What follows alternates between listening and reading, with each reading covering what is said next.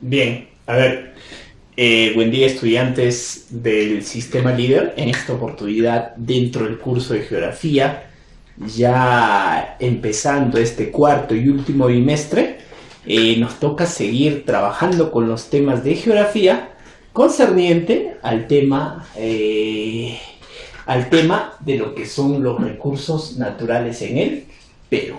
Ya, atención entonces nuevamente a los estudiantes del nivel pre del curso de geografía. A ver, vamos con los saberes previos, vamos con el tema concerniente a esto que son los recursos naturales del Perú. A ver, nosotros sabemos que nuestro territorio peruano tiene mucha biodiversidad, tiene muchos ecosistemas, está catalogado dentro de los 28 climas de los 32 que tiene a nivel mundial, y de igual manera podemos determinar que nuestro territorio peruano tiene distintas regiones naturales o ecorregiones naturales, ¿no? Dentro de esto vemos Chala, Yunga, Quechua, determinado por Javier Pulgar Vidal, o de repente por Antonio Braqueis, ¿no? Que nos habla sobre de repente la Puna, lo que es la serranía esteparia, qué sé yo, el desierto del Pacífico, etcétera. Todo esto, en todo este vasto territorio que estamos haciendo mención, en el territorio del cual vivimos, es donde existen los recursos naturales del Perú. Nuestros recursos naturales en nuestro territorio peruano son abundantes, primera característica. No nos olvidemos que otra de las características es que los recursos naturales van a estar distribuidos en nuestro mar. Vamos a encontrar muchos recursos hidrobiológicos, ¿no? Mucho lo que son peces, etcétera, ¿no? En cuanto a lo que es la cordillera de los Andes, vamos a encontrar una diversidad de minerales. Vamos a encontrar muchos recursos naturales dentro de esto, ¿no? Por eso es que la cordillera de los Andes, los minerales que se extraen de esta zona son polimetálicos, ¿no? Esto hace alusión a que existen distintos minerales que se extraen de esta zona. De igual manera, la Amazonía va a determinar la abundancia de recursos naturales, específicamente en lo que son la flora y la fauna. ¿Está bien? Listo. Ahora, vamos a seguir trabajando respecto a ello. ¿Qué son los recursos naturales? A ver, los recursos naturales, nos dice, es todo aquello que encontramos en la naturaleza y que puede ser aprovechado por el hombre. Obviamente los recursos naturales son todo aquello que se encuentra ahí distribuido en todo lo que es la naturaleza. Podría ser los árboles, podría ser el agua, podría ser la energía eólica, etcétera, etcétera, etcétera. Todo lo que le sirve al hombre para poder satisfacer sus necesidades son específicamente los recursos naturales. Los recursos naturales son importantes, ¿por qué? Porque gracias a estos recursos naturales el hombre aprovecha esto, ¿no? Y gracias a esto él puede satisfacer sus necesidades. ¿Ya? Listo. Son muy importantes los recursos naturales. ¿Por qué? Porque gracias a estos recursos naturales el hombre determina su existencia acá en el planeta Tierra. Si no existiese estos recursos naturales, la existencia del hombre sería más eminente, ¿no? Tengamos en cuenta en ello. Ahora, entonces, para poder finiquitar esta primera parte, tengamos en cuenta que los recursos naturales en nuestro Perú son vastos, son abundantes, ¿no? Están distribuidos ya sea en el mar, ya sea en los Andes o en la Amazonía peruana, ¿no? Otra de las características es específicamente que estos recursos son aprovechados por el hombre para que pueda satisfacer sus necesidades. Ahora, por otra parte, cuando hablamos de los tipos de los recursos naturales, vamos a ver que existen dos: por la naturaleza y por su permanencia. Cuando hablamos por la naturaleza, existe una clasificación de los recursos naturales que se dan en animal, vegetal y mineral. Esto es una clasificación de acuerdo a la naturaleza, de acuerdo a los recursos naturales que son aprovechados por el hombre. El hombre puede satisfacer sus necesidades mediante el consumo de los animales, mediante los vegetales o mediante los minerales, ¿no? Los minerales que van a ser transformados específicamente en bienes, ¿no? Bienes. ¿Está bien? Listo. Ahora, por su permanencia. Cuando hablamos de su permanencia, vamos a tener una clasificación que se va a estar determinado por tres: los renovables, los no renovables y los inagotables. ¿Qué son los renovables? Son aquellos específicamente que se vuelven a reconstruir, como se dice, ¿no? Una vez extraídos, estos recursos se vuelven a reconstruir y vuelven a aparecer dentro de la naturaleza. ¿Está bien? Los no renovables, como su mismo nombre dice, son aquellos que una vez extraídos de la naturaleza, de su hábitat, ya no se renuevan. Y los inagotables son los que van a estar en permanente creación, van a ser abundantes específicamente en la tierra. Entonces, teniendo en cuenta esta clasificación, vamos a ver que los recursos renovables, dentro de esto se encuentra la flora y la fauna, que son los recursos renovables verdaderos que se regeneran constantemente, flora y fauna, ¿no? El caso de los animales, el caso de las plantas, y los recursos renovables aparentes, que están el suelo, el agua y el aire, ¿no? Acá en esto nosotros podemos visualizar que sí se están renovando, ¿no? Pero hoy en día, por la contaminación ambiental, el agua específicamente es más lento su proceso de regeneración, ¿no? Entonces entiendan que esos recursos naturales renovables están determinados por estos criterios que les estoy haciendo mención. Los no renovables, ya les dije, una vez extraídos de su hábitat, de su naturaleza, ya no se van a renovar más. ¿Cuál es el caso? O tal es el caso de los minerales. Los minerales extraídos de nuestra naturaleza ya no se pueden renovar.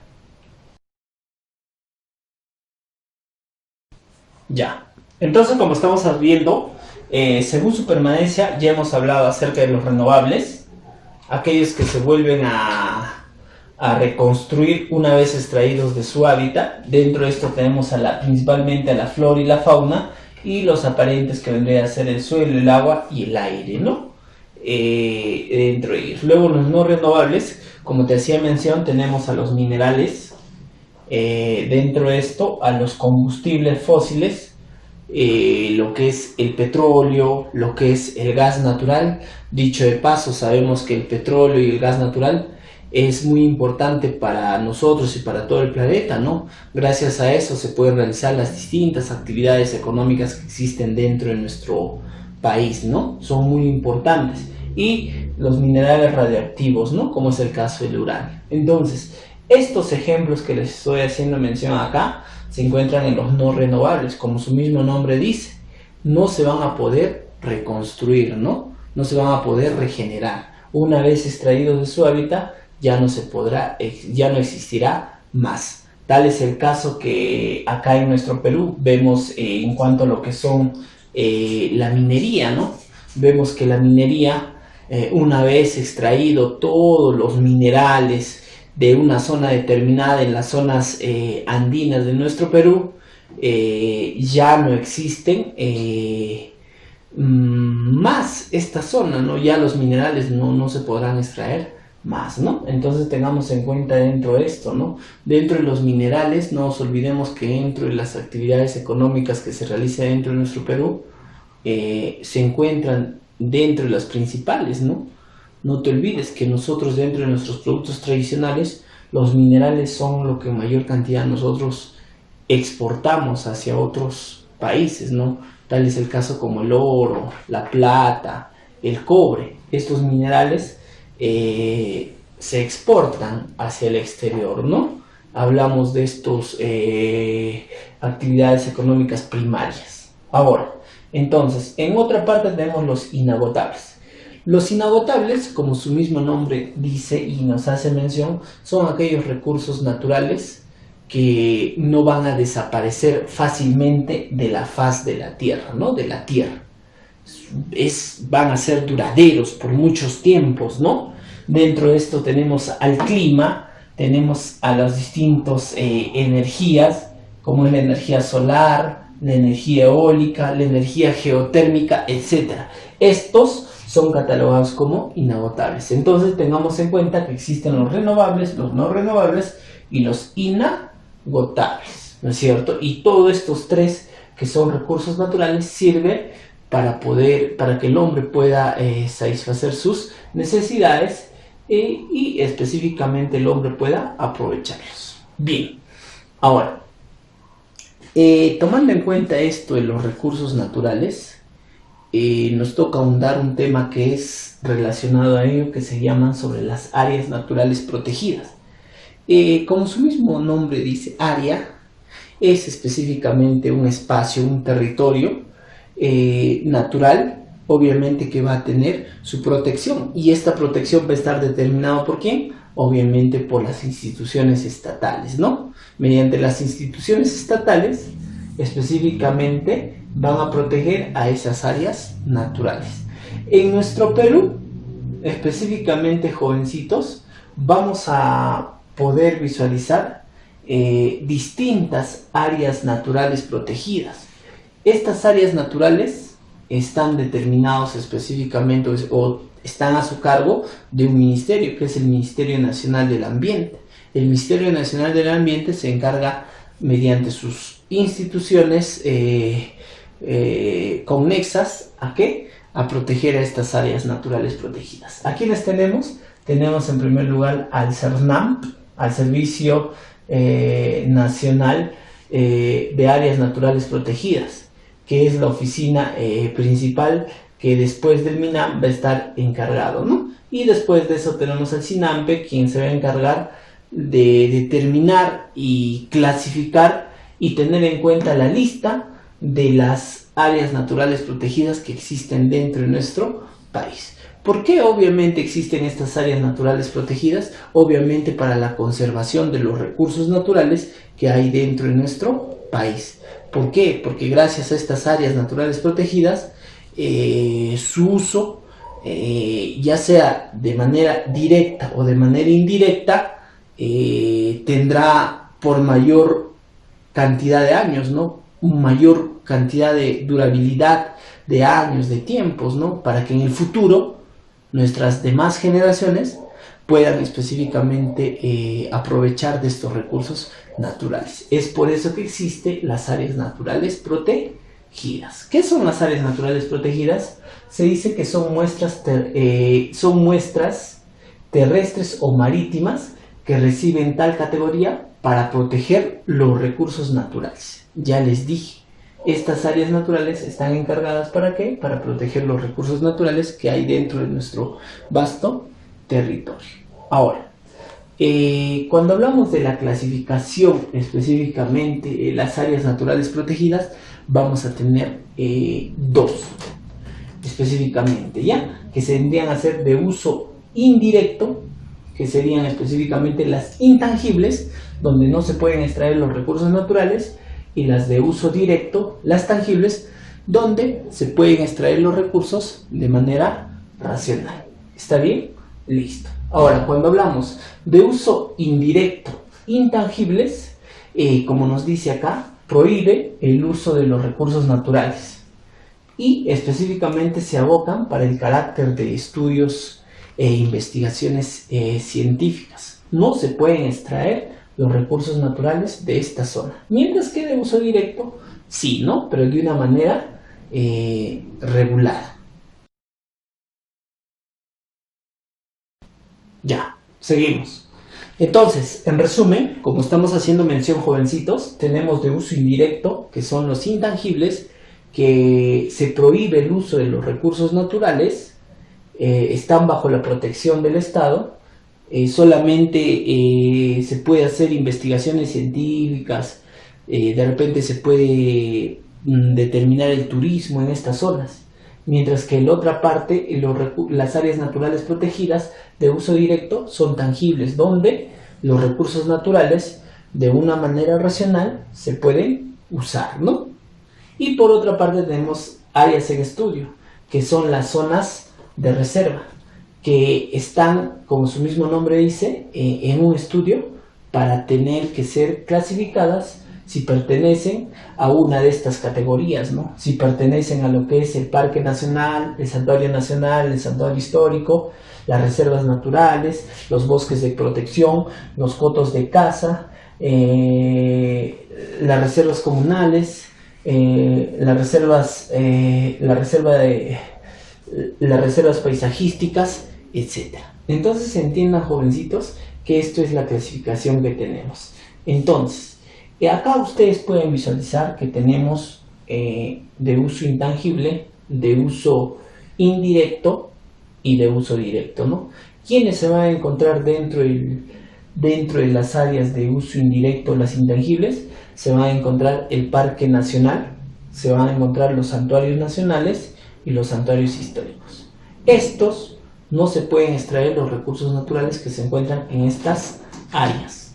Y por otra parte, los usos tangibles o de los usos directos, vamos a tener a quienes, vamos a tener a los bosques de protección, los cotos de caza, las reservas comunales, vamos a tener las reservas nacionales y los refugios de vida salvaje. Son ejemplos de intangibilidad que se van a encontrar dentro de estas categorías, de tangibilidad, donde se debe de extraer los recursos naturales de manera racionalizada. ¿Está bien? Listo. Bien. ¿Cuál es la diferencia específicamente de cada una de estas categorías de áreas naturales protegidas, ya sean intangibles o ya sean tangibles? Dentro de esto vamos a ver, por ejemplo, el caso de los parques nacionales. Se crea específicamente un parque nacional, ¿para qué? Para la conservación de un ecosistema o más ecosistemas. Eso es su objetivo, conservar el ecosistema, ¿no?, de un área determinada. ¿Para qué tenemos la diferencia de lo que es los santuarios nacionales? Los santuarios nacionales también se encargan de proteger un ecosistema determinado, ¿no? A diferencia de ellos, del Parque Nacional, que protege muchos ecosistemas, los santuarios nacionales se encargarán de conservar un ecosistema determinado, ¿no? Listo. Luego tenemos los santuarios históricos. Obviamente protegen áreas donde se han realizado hechos históricos dentro de nuestro pasado, de nuestro territorio, ¿no? Como son el caso de las batallas. A eso hace alusión como los santuarios históricos, ¿no? Listo. En la parte de tangibles tenemos las reservas nacionales, que es específicamente de uso del Estado, quienes se van a encargar de extraer estos recursos de manera racionalizada. Quienes son a cargo son las empresas estatales. Tenemos las reservas comunales, quienes se van a encargar de usar estos, específicamente está a cargo de las comunidades nativas, ¿no? Las comunidades nativas son protegidas, como se dice, mediante estas reservas comunales para que no exista vulnerabilidad, ¿ya? Luego tenemos las reservas paisajísticas. Lo que busca estas reservas paisajísticas es el equilibrio de la naturaleza, ¿no? Un ejemplo a ello es la reserva paisajística No Yauyos-Cochas.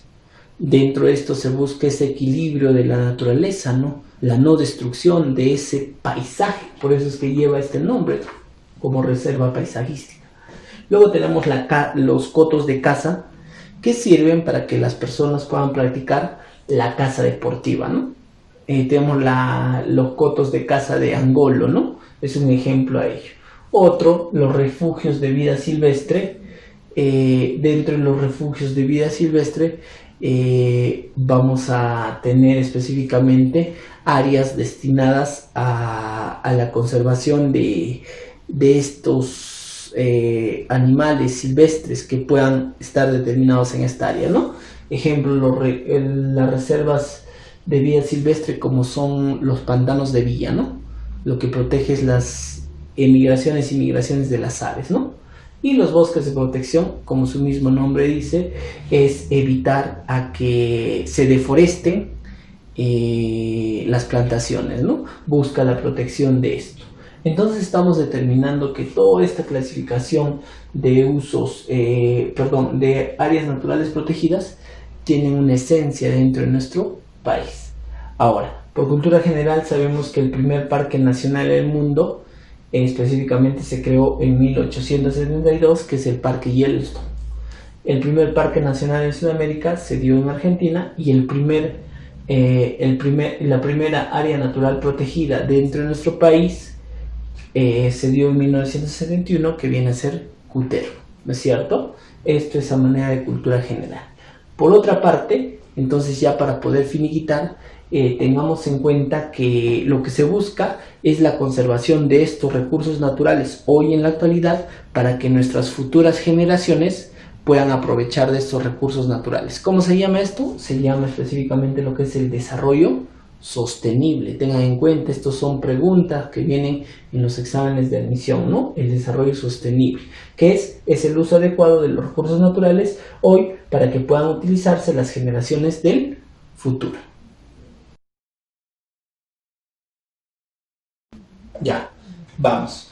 Entonces, como te decía mención, este término que está de boga, que es el desarrollo sostenible, nos hace mención sobre el uso adecuado de los recursos naturales, ¿no? Para que nosotros tengamos conciencia sobre el uso adecuado de los recursos naturales, no solamente para el presente, sino para el futuro, ¿no? Para que las futuras generaciones que vienen dentro de nosotros puedan aprovechar de estos recursos. Hoy en día sabemos si se da una caza indiscriminada, una pesca indiscriminada, qué sé yo, una tala, las deforestaciones indiscriminadas o la tala ilegal que conocemos, estaría vulnerando a lo que es el desarrollo sostenible. Aquellas personas que se dedican al tráfico ilícito de animales silvestres, por ejemplo, ustedes saben que tiene una sanción penal, ¿no?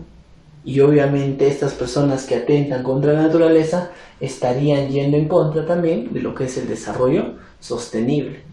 Hoy en día se habla mucho de este término de desarrollo sostenible en el ámbito regional, en el ámbito local y en el ámbito central, ¿no? Porque de esto depende a que las regiones puedan desarrollarse de manera adecuada, ¿no?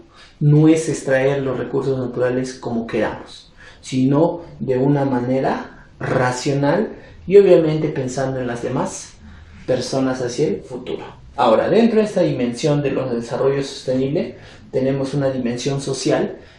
Cuando hablamos de la dimensión social, vamos a hablar específicamente de lo que es el bienestar para las generaciones de ahora y las generaciones del futuro.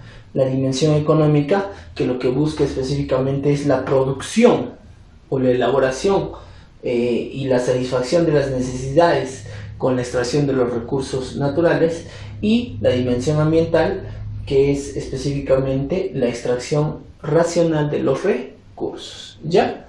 Listo. Entonces estamos acabando estos dos temas. Ahora nos vamos a las preguntas. Listo. Pregunta número 1, impares.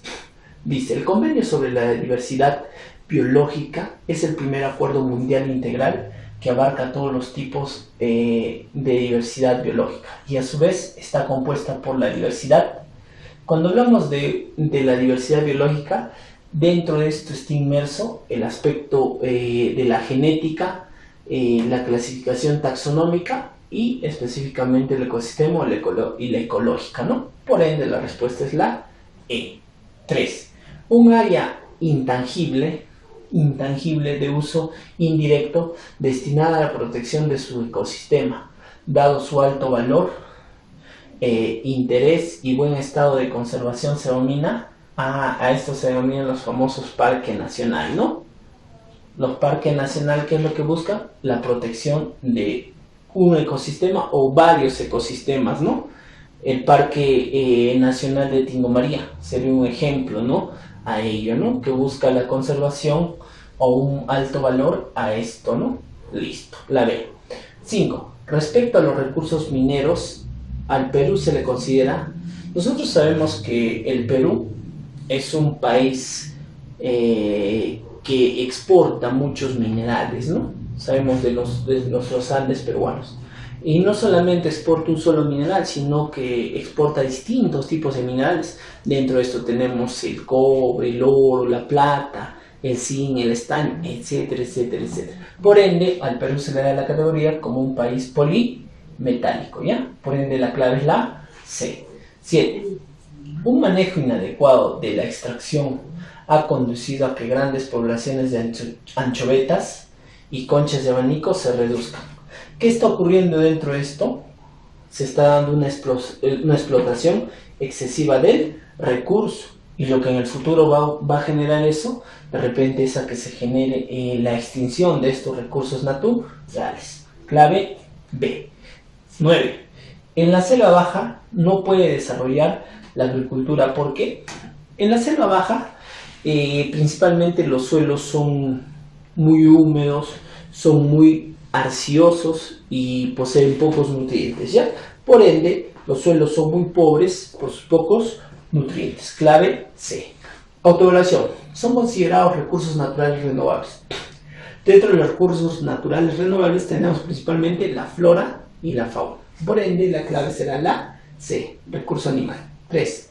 Los recursos naturales energéticos no renovables más importantes del país en la actualidad son...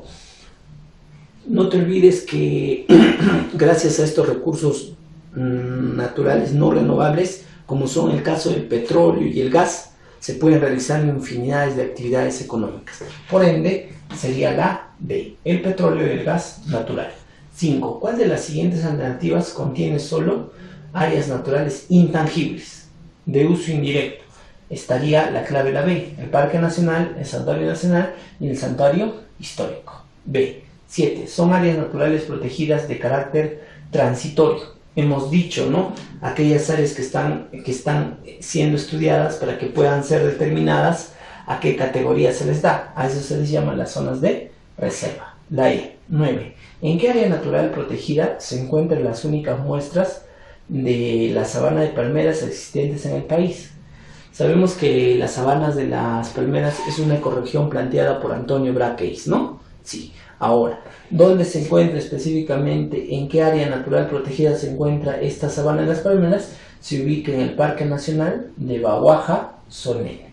Clave C. Estamos culminando, no te olvides esta actividad, transcribir la pizarra y 2, resolver los números pares. Nos vemos en las clases virtuales. Hasta la próxima.